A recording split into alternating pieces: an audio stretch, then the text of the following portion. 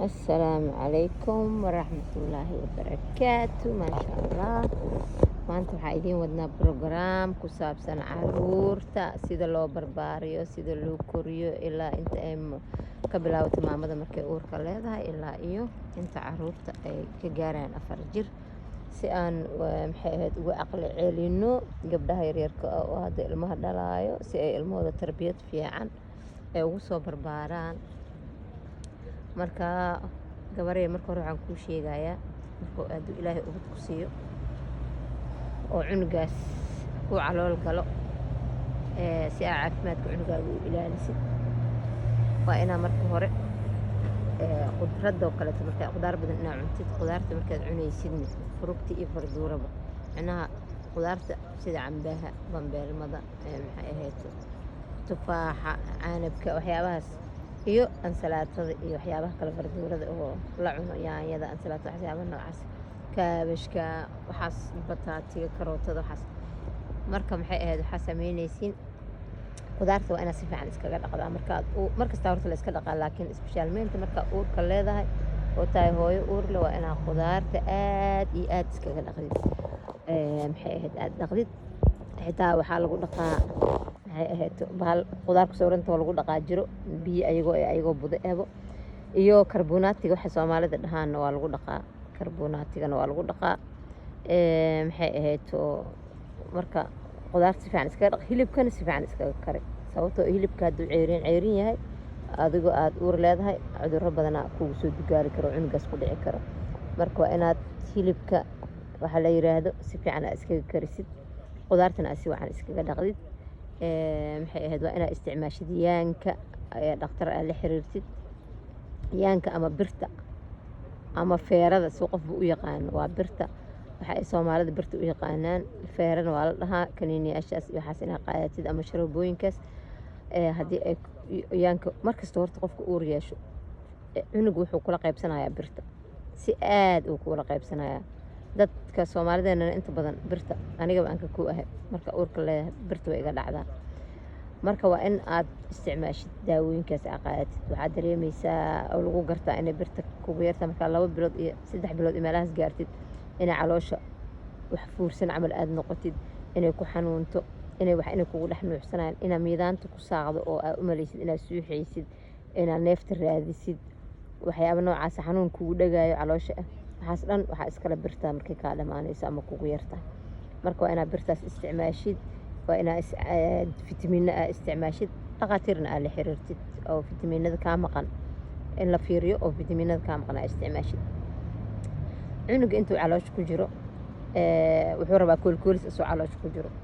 inaa caloosha salaaxdid, inaa cunuga la hadashid, inaa isagoo caloosha ku jiro la hadashid, inaad maxaan ku irahdaye jeceshahay inaad u sheegtid. Cunuga wuu ku dareemayaa inaad galgacayl u qabtid oo soo dhaweynaysid, dhalashadiisana aad dhararaysid. Maxay ahayd markaa cunuga dhashid oo ilaahay kaa soo sama aruuriyo, cunuga galgacayl toos bog inaad gelisid, inaad koolkoolin badan u baahan yahay, haddana inaa haasimada ka badisid ma aha. Waa inaa cunuga bartid inuu cunugii aad wax ka qabsan kartid, howl ka qabsan kartid, soo qubaysan kartid, waxaa samey oo maanta oo dhan ooynaynin marka qof kala qabto. Waa inuu ilmaha iyo waalidka kale oo aabbaha ah inuu barto ayaga xataa udugooda. Aabihiis markuu jiifo kale marmar aad jiifisid si uu u barto urta aabihiis caraftiisa, inaad bartid ilmaha yaryarka ama marka u saarta adoo la celinaysid si uu u barto ilmaha. Marka cunuga wuxuu dareemayaa oo istuudiyaareynaya gurigoo dhan caraftiisa dadka ku nool. Marka dad kale iyo wuu kala garanaya dadka gurigiisa uu isku haleyn karo. Maxay ahayd marka inaad markasta korka ku haysid maaha cunuga, waa inaad galgacayl tustid, wax siisid, ku dadaashid cunadiisa wixiisa, laakiin aad cunuga in badan aadan korka ku haynin, in badan aadan barin kuleelkaaga inaad adiga u kula jiifto. Waa inaa cunuga sariirtiisa seexisid, waa inaa cunuga caanaha haddii uu ku filan yahay xataa caanaha hooyada haddii ku filan yahay xataa wax kasta bini aadan wax kasta ku qabsan karo, waa xanuunsan kartaa. Waa inaa caanaha kalena bartid oo marmar aad caanaha u dhadhansiisid si uu u barto, si hadhowto haddii loo baahdo uu caanahaas u qaadan karo. Haddii caanaha hooyada yar yihiinna wuu u baahan yahay in caanaha loogu daro, laakiin masta waa in markasta cunuga caanaha hooyada uu helo haddii hooyadiis u noosho oo caafimaad qabto. maxay ahayto caanaha markaa cunuga u qasaysid haddaad siisid caano biyo waa inaad iska akhrisaa waxa ku qoran caanaha baakada ama gasaca meesha ay ku jiraan markaad caanaha qasaysid haddii aadan caanahaas aadan akhrinin waxaa laga yaabaa inaad cunuga siisid caano biyo ama aad siisid caano faadka caanahooda badan yihiin oo asaga markaas oo xamili karin waa inaad caanaha iska akhrisid cunuga aad caano qiyaasan aad siisid haddii caanaha biyo noqdaan cunuga ma koraayo maanta dhan wuu ooynaa wuu gaajaysan yahay maxay ahayd biyo kaadi badan uu kaadinaa maanta dhan wuu kaadinaa ilaan biyo leba siisa cunuga caano maba siininbo tan kale cunug waa inaad biyo siisaa inkastoo dadka cadaanka reer galbeedka dhaqaatiirta ay ku leeyihiin maya biyo caanaha hooyadoo kale kaliyagood markuu cabaya cunuga aad u kulliyaha caanaha hooyada cunug wuu oomaya wuxuu u baahan yahay biyo cunug waa inaad biyo siisaa wax yar sii wiigi 2 jeer 3 jeer xataa sii maalinta hal mar sii waxa uu awoodo laakiin biyo nadiif ah caagiisoo nadiif ah oo caano iyo caagaga lagu cabo aan ahayn caag biyo loogu talagalay ah inaad biyo ku siisid xoogaa biyo u dhadhan siisid cunug si uu ugu qabowsado sababtoo qofna ma noolaan kara biyo la'aan xataa dhirta iska dhaaf bini aadan tan kaleeto aan kuu sheegaya waxay tahay gabdhaha yaryar aan ka waaninaya si ay soo barbaariyaan cunug aad iyo aad u sharaf badan caafimaad leh wanaagsan waa inaa cunuga maxay ahayto aad markaad cunugaaga haysatid oo guriga kuu joogo oo waalidkiis iyo wixii la dhashay ama haddii la dhalana cunuga ugu horreeya in hooyadii aabbaha inuu wada barto cunugii aad marna haysid marna seexisid marna ciyaarsiisid isagoo fadhiyo aadan mar kasta korka ku haynin oo cunuga aadan baran ela daro marka labaad marka cunuga uu bilaabo 4 bilood meelahaas uu gaaro waxaa fiican buskudyaa jiro caanaha looga daro balasman buskud la dhahayo jiro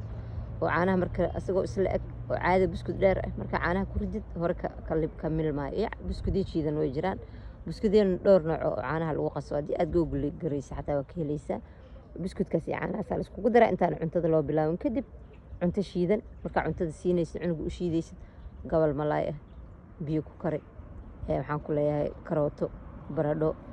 raashinka cuntada qudaartoo dhan isku kari bislay si fiican u dhaq bislay kari shiid cunugaaga afka uga gasho cuntada diyaarsan oo gasacada ama dhalooyinka ku jirto waxaa ka fiican inaad cunto caadi adiga u samaysatid tufaaxa iyo kaleeto beeranka iyo waa adaa kari kartid intaa biyo lagu kariyo loo shiito cunuga la siiyaa haddii aa soo dhalayaasha ku jira aad siisid kuwaas qudaarta waxba ma dhibayaan laakiin cuntada caadiga ah waxaa fiican adiga ma aragtay u samaysatid jikin u shiid jikinka jiirka ah maxay ahayd beetada boolada la dhahayo jiirka ah waxaa u samaysan kartaa malaayga qudaartaas waxaas isugu shiidaysaa marka cunooyin shiidan oo caruurtana way jiraan dukaamada sida oo bariis iyo waxyaabo ka samaysan oo ayagana biyo qandaca haddii lagu qaso oo leh maraq digaag camal yar ama cusbo yar ama wax leh lagu sameeyo oo ilmaha wax loogu talagalay ah oo lasoo iibsado kuwaas iyo qudaartaas da iskugu dartid qaado noocaas u qastid xataa ilmaha maasha allah aad iyo aad ugu caafimaad maxay ahayd ugu helayaan koriinsho fiican markuu cunuga bilaabo inuu garguurto oo halaalo oo masocod bilaabo dhacdhaco ilmaha garguurashada markay bilaabaan waxay sameeyaan meelahay korkoraan anaga hooyooyin badan waxaan ku arkay cunuga TV korkiisa asagoo saaran ay arkaysaa ama miis kor fuulay ama way qoslaysaa marka cunuga ku qosujid asagoo wax qatar naftiisa ku sameeynayo cunuga waa ilmo yar ma kala yaqaan waxaan qatar waa wuxuu is dhahaa hooyada way faraxday maanta way qosushay mar labaad ka qoslo mar saddexaad ka qoslo maanta dhan hooyada ka farxi wuxuu sameeynaa wixii wax ka qatar badan meeshii meel ka sii dheer oo raadinaya ha qoslin inaa naxday iska dhig soo qabo may dheh ma kori kartid meeshaan waa qatar waa voolid waa maxaan ku rahdaay ma fiicin inaad meeshaan kortid ha samaynin dheh cunugi marka inaad naxday markuu arko meesha ka naxday uu koray wuxuu isleeyahay oo hooyo way naxday meeshaan waa meel qatar ah ha u laabanin mar dambe kadib cunugi ma koraayo meelaha qatarta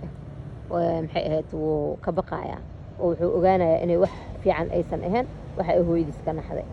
marka maxaan ku ihahdaa sidaasaa samaynaysiin cunug waa inaa wax xun ka celisid waa inaa wax xun ku waanisid waa inaa hadalka si oo u barto la hadashid hadal badan si uu hadalka u barto hadallada aad baraysid waa inaa tasbiixda waxyaabaha noocaas ah waxyaabo wanaagsan hadallada qeyr kale inaa cunuga bartid waxaan ku leeyahay buugaag inaad u akhrisid inaad maxaan ku dhahaa quraan u akhrisid inuu waxyaabahaas oo dhan cunuga kaa faa'iidaysto intuu yar yahay markuu soo roonaado oo xoogaa soo aqliyaysto adiga markaas 2 jir iyo uu gaaro waxaad u sheegaysaa inay waxyaabaha dukaan oo kale markuu kuu raaco inuu wax iska soo qabsan karin uusan asaga lahayn wax markuu ilmo la ciyaarayo inay ilmaha waxa uu kula ciyaarayo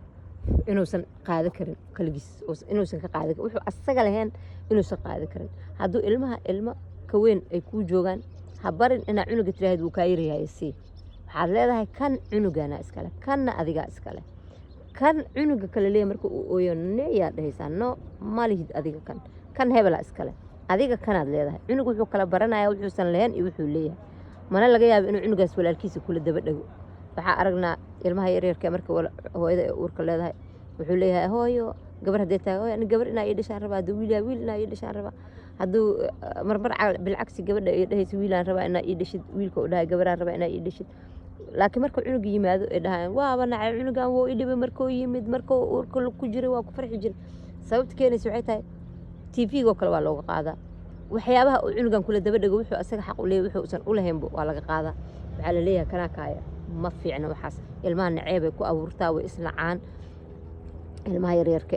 xataa cunugaas inuu cunuga dilo inuu garaaco marka laga maqan yahay inuu dhaho kanaa i dhibay inuu dhibsado waxyaabo badanaa laga dhaxlaa cunugaana xaqiisa markasta aad duusinaysid wax fiican maaha marka cunuga bar inuu wuxuu cunugaas kale leeyahay inuusan asaga lahayn uusan ka qaadan karin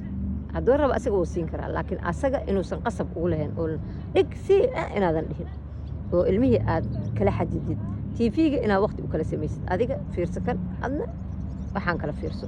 ilmaha inaadan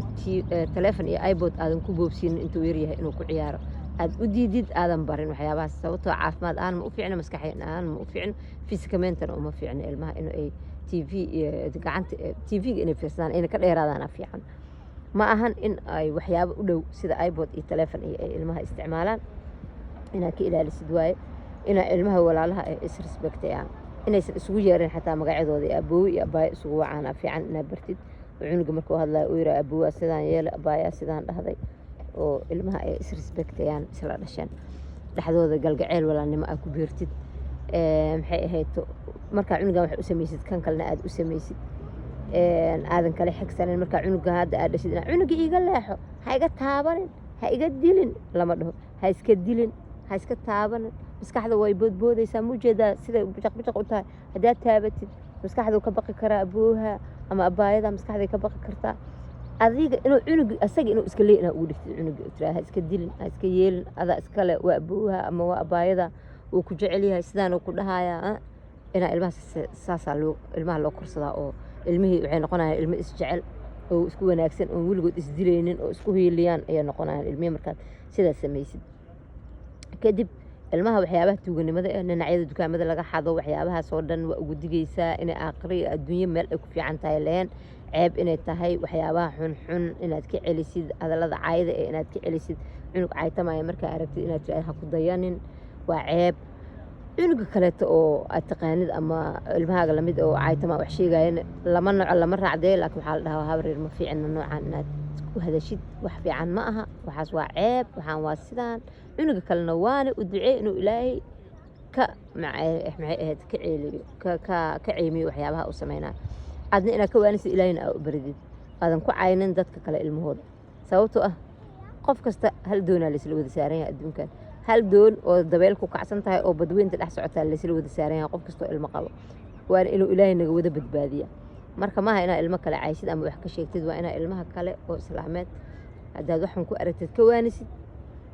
maxay ahayd waalidnimo aad u muujisid kuwaagana aadan dhihin cunuga hebel saasuu yahay aadan dhihin aad tirahda wax fiican ma aha hooy markuu saas dhaho ka waaniyo waxaa ku tirahdaa waxaan ma fiicno kadibna aad cunugaaga inuusan wax xadin inuusan wax halaynin inuu macallimiintiisa respecteeyo afar jir weli macallin saas ma gaarin laakiin dugsiyadoo kaleeta iyo waa maxay ahayd geyn kartaa laakiin waxyaabaha soo socda mustaqbalka oo dhan aa bari kartaa dariska in la respecteeyo qofka weyn in la respecteeyo maxay ahayd wax kasta oo wanaaga ah cunugaaga bartid ilaa iyo afar jir ayaa maanta soo qaadanay wixii kaloo naga dhinaada ama aan ilownayna dib aa idinkaga soo sheegi doonaa ilmaha kale oo afar jirka iyo wixii ka bilowday wixii ka sii weyn ayaa haddana idiin soo diyaari doonaa marka sidaas ula socda waa kaasaa ilmaha sida wanaagsan ha loo koriyo maskaxda ha laga koriyo caqliga ha laga koriyo cunugaagana weligaa ha dhihin dabaalaa tahay iyo sidaanaa tahay cunuga maryaan nacas maa tahay doqon maa tahay ha dhihin markaad cunuga uu wax haleeyo kaleeto khayr allah ku siiya maxaasaan u samayso hooyo waxyaabahaas dheh intaa dhihi lahayd wasaqay hoo maxaa saan u yeeshay intaa dhihi lahayd hooy macaan khayr allah ku siiya maxaa sidaan u samaysay cunugii wuu baranayo ilmaha waa aragtay haddaad adiga caytinta adna way ku caynayaan haddaa adiga tiraa hooy khayr allah ku siiya maxaa saan u samaysay wuxuu ku leeyahay hooy khayr allah ku siiya maxaa saan iigu sameey weyse ilmaha waa marka la dhalaayo waa warqad cad wixii adiga aad ku qorta ayaa ku qormaayo kadib ilmahaaga waxaan kugu waaninayaa inaad ku qortid wax wanaagsan warqadaas cad oo dhashay oo cunugaas qalbigiisa nadiifka aan waxba ku jirin oo ah sida warqad cad haddii aad wax wanaagsan aad ku shubatid wax wanaagsan aad kugu shumaa haddaa waxan ku shubatid wax wanaag kugu shumaa marka cunugaaga ku qor wax wanaagsan inta waxan kaa baran lahaa assalaamu calaykum waraxmatullaahi wabarakaatu